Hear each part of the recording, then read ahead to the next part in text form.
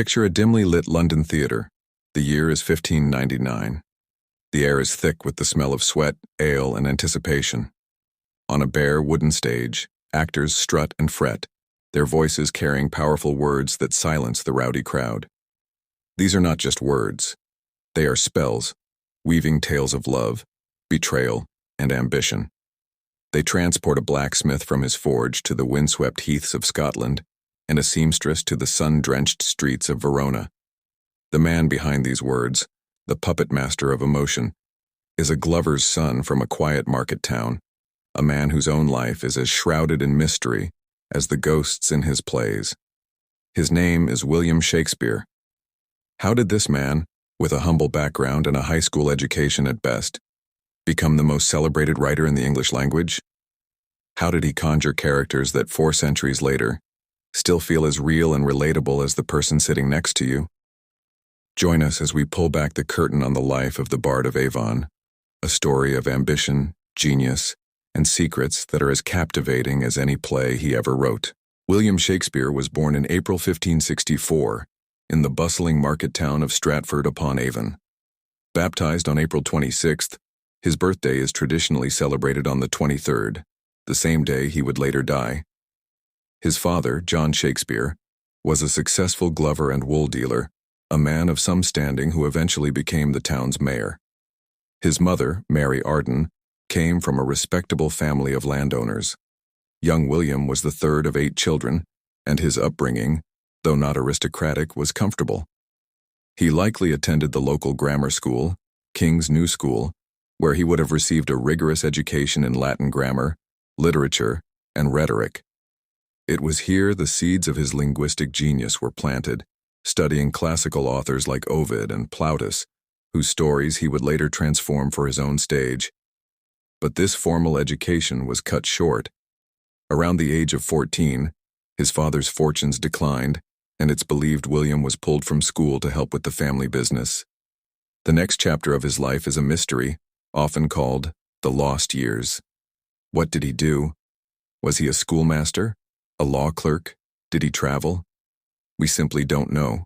The next time Shakespeare appears in the historical record, it's 1582. He's 18 and he's getting married. His bride, Anne Hathaway, was 26 and already pregnant. Their first child, Susanna, was born just 6 months after the wedding. 2 years later, twins Hamlet and Judith followed. Here, the records go silent again for another 7 years. By the time he resurfaces in 1592, he's no longer in Stratford. He's in London, and he's making a name for himself in the cutthroat world of theatre. And not everyone was happy about it. A rival playwright, Robert Greene, famously attacked him in a pamphlet calling him an upstart crow beautified with our feathers, essentially accusing this actor-turned-writer of stealing the limelight from university-educated playwrights like himself. It's the first real proof of Shakespeare's burgeoning career and a testament to his rising influence. He wasn't just an actor anymore. He was a writer, and a dangerously good one at that. The London of Shakespeare's time was a vibrant, chaotic, and often dangerous place. It was a city of immense opportunity and stark contrasts. While nobles in fine silks paraded through the streets, the plague was a constant, terrifying threat, frequently closing the very theaters that were Shakespeare's livelihood. It was in this melting pot of humanity that Shakespeare found his inspiration.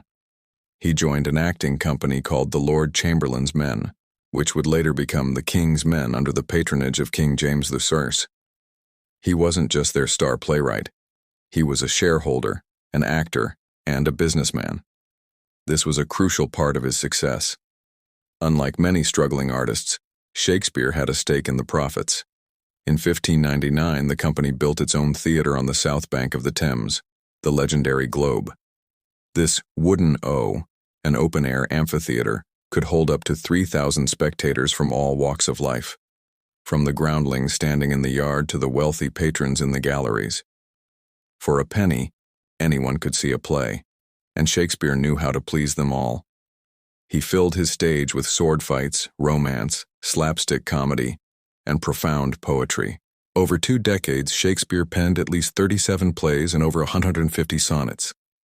His work is traditionally divided into 3 genres: comedies, histories, and tragedies. His early career was dominated by plays like The Comedy of Errors, a brilliant farce of mistaken identity, and his sweeping English histories like Richard III, which painted a complex portrait of a charismatic villain. He also wrote lyrical romantic comedies like A Midsummer Night's Dream and Much Ado About Nothing, plays filled with witty banter and enchanting worlds. But as the 16th century turned into the 17th, his work took a darker, more profound turn.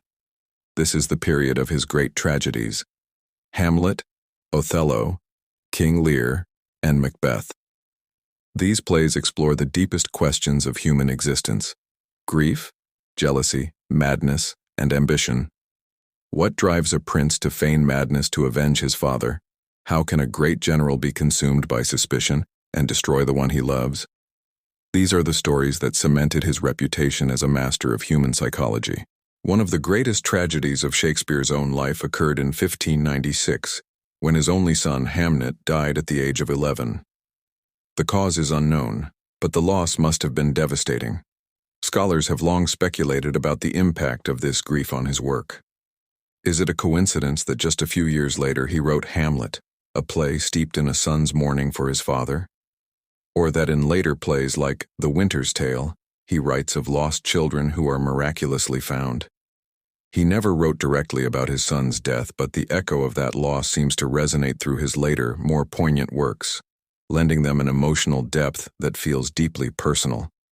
It's a reminder that behind the towering literary figure was a father who had lost his child. But what made Shakespeare so revolutionary? It was his command of language. He had an enormous vocabulary, and when he couldn't find the right word, he simply invented one. Words like eyeball, swagger, and lackluster. All Shakespeare. He didn't just create words. He created phrases that have become part of our everyday speech. Break the ice. A heart of gold. All that glitters is not gold. We're all quoting Shakespeare, often without even realizing it. He pioneered a form of poetry called blank verse, unrhymed iambic pentameter, that mimicked the natural rhythms of speech while retaining a poetic quality.